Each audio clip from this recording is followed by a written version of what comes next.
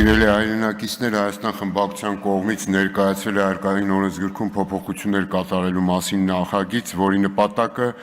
փուլային եղանակով եւ գործող օրենսդրությամբ սահմանված ձևով ներդրվող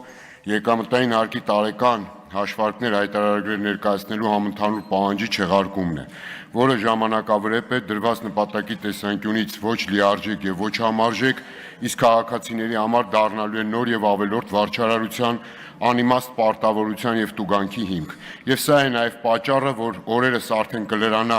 օրենքով սահմանված վերջնաժամկետը, սակայն հայտարարագրման ենթակա քաղաքացիների ընդամենը 5%-ն է ներկայացրել հայտարարագիր։ Հիմնական խնդիրները, որոնք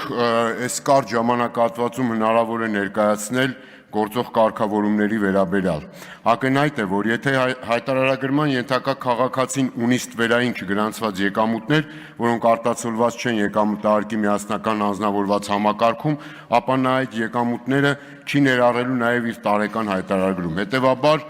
կեղծ են այն պնդումները, թե այս համակարգը կարող է նպաստել ստվերի կրճատմանը։ Իդեպ անօրինական եկամուտների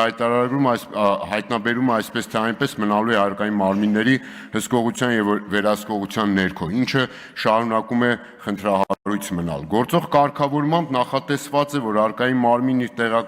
տեղեկատվական բազայի մարկատվյալների հիման վրա ինքնաշխատ եղանակով նախալրացնում է ֆիզիկական անձանց հայտարարագրերի նախագիծ, այսինքն այդ տեղեկատվությունը բազայում կա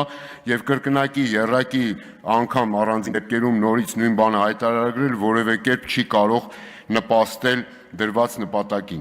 Հայտարարագիրը հարկային մարմիններ սահմանված ժամկետում էլ չներկայացնելը բնականաբար առաջացնում է վարչական պատասխանատվություն, այսինքն քաղաքացուն որպես տուգանքի մատերիալ հերթական անգամ կիրառելու հիմք։ Կեղծ են նաև այն պնդումները, թե այդ համակարգը իբրև ունի խթանիչ հնարավորություններ, սոցիալական ծախսեր են վերադարձվում։ Եթե կա այդպիսի նպատակ, իրական նպատակ, ինչու է կապում դա հայտարարագրի հետ, եւ վերջին հաշվով հայտարարագիր չներկայացնող քաղաքացիները տարիներ շարունակ հիպոթեկային վարկի տոկոսների փոխհատուցում էին ստանում իրենց վճարած եկամտահարկից առանց հայտարարագրման։ Համընդհանուր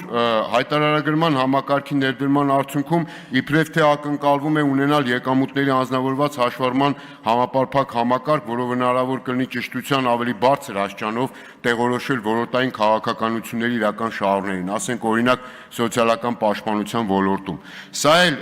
իրական նպատակադրում չի, ավելի շատ քողարկված է, որովհետև եթե իրական այդպիսի նպատակադրում կա, կարելի է սոցիալական աջակցության համար դիմող քաղաքացուն միայն ասել, որ տրամադրի անհրաժեշտ տեղեկատվություն ըստ պահանջի, ինչպես օրինակ տարիներ շարունակ կիրառվում է այդ բանկային համակարգում։ Եվ վերջապես ավարտում եմ 1 րոպե, վերջապես ամենակարևորը, եթե ինչ-որ հարց պետք է լուծել այս հայտարարագրման համակարգը, այդ էլ գործնականում այլևս հնարավոր չի լուծել, որովհետև դա վերաբերում է քաղաքացիների բանկային փոխանցումներին եւ այստեղ էլ փաստորեն գործնականում սահմանվել է 300,000 դրամ շեմ, որից ներքև փոխանցումները չեն հայտարարագրվում, որոնց դա միակ, նորից եմ կրկնում, միակ հնարավոր լրացուցիչ տեղեկատվությունն էր, որը կարելի էր ստանալ ի լրումն ֆիզիկական անձանց եկամուտների անձնավորված համակարգի։ Հետևաբար կարևոր է ավարտում եմ